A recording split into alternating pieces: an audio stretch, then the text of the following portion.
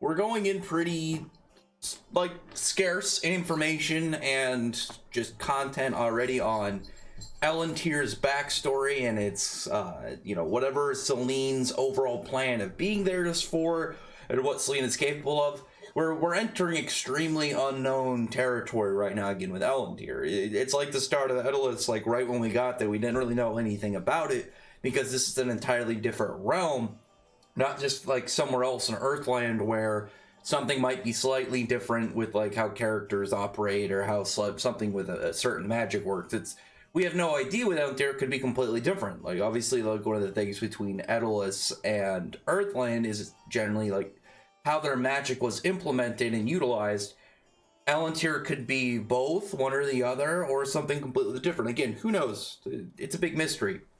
But going into this next chapter, into 69, I'm really hoping just to see a little bit more of Elentear, just to see, like, what makes this place so special. We know there's a lot of magic, but is it going to have, like, crazy terrains like Edelus used to have? Or is it going to have, like, gigantic mythological monsters? I assume that it's going to have, like, the average wizard over there is going to be way more powerful, but who knows what the extent of some of these characters are going to be, like, while they're over there, and also the main cast should be a lot stronger while over there as well.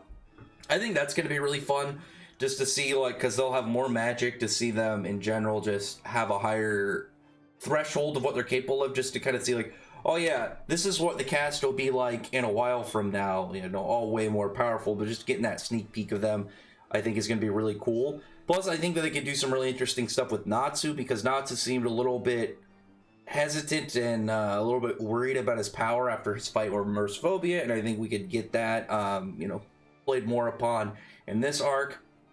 But on top of these things, what I really want to see in this next chapter is some displays from Seline. Like, we got something near the end, like Seline just turned into a dragon form late at nighttime, and she, like, messed with one of the nearby moons and teleported to Elentear. We know that. We know that she has teleportation because she is a dragon who crosses dimensions, so being able to teleport people, like, fully makes sense being within her moveset. So I really want to see, just in general, like, a couple short, like inflexes of her power. Because she said that she sees this as a game, and her design being, like, similar to that of, I think anybody can look at it and say it's like a nine-tailed fox dragon, which, again, is really cool. I really like the design. And I think going with the whole, her wanting to play a game, nine-tailed foxes, are a bit mischievous. Fox in general are kind of viewed as really smart and kind of trickster characters. That's what we've seen from Seline. So I think when she says, like, this is going to be a game, I don't think she's just going to, like, let them loose into Elentear and watch. I think she's going to intervene and interfere a couple times. Like, I can kind of see her playing, like, almost like chess, or probably, it'll be like some equivalent that she either has made, or, a fairy tale equivalent version, or like a Japanese equivalent. Either way, I can see them, like, doing stuff, and then her kind of like when we saw Jalal do the chessboards, kind of like display of events back in the Tower of Heaven, but it'd be like she moves a piece into where, like, the fairy tale members are on, like, her game board, and then, like, a character just appears there for for them to fight. Because it would make sense in both, like, the way that she's talked, the way she's typed this up, but also it makes sense with her powers. And it wouldn't surprise me if she could either create people to fight for them, kind of like, if she had, like, a degree of enchanting. It seems like she knows, I feel like she knows a lot of magic. She seems to know, like, a good amount extra than, like, any of the other dragon gods, of just from her personality and what we've seen that she's kind of hyped and capable of. So there's definitely a lot coming into this that can be very easily done. Like, I don't expect this to be like, okay, we need our backstory and everything about her next chapter. Like, I'm really just hoping we get information to Elentear, maybe just some panels showing, like, oh, it's different in X, Y, and Z, and here's some of the differences in, like, the landscape and whatnot. Maybe there's something different with, like, how the moon is all set over there now because of sleep. Just, like, small stuff like that about, like, Elentear's just setup, I would really like to know.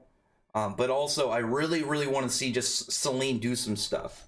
I've been really hyped about Seline. I've thought she's been interesting since her reveal, and now we're finally getting to see what she's capable of. And I really liked how this arc kind of started out.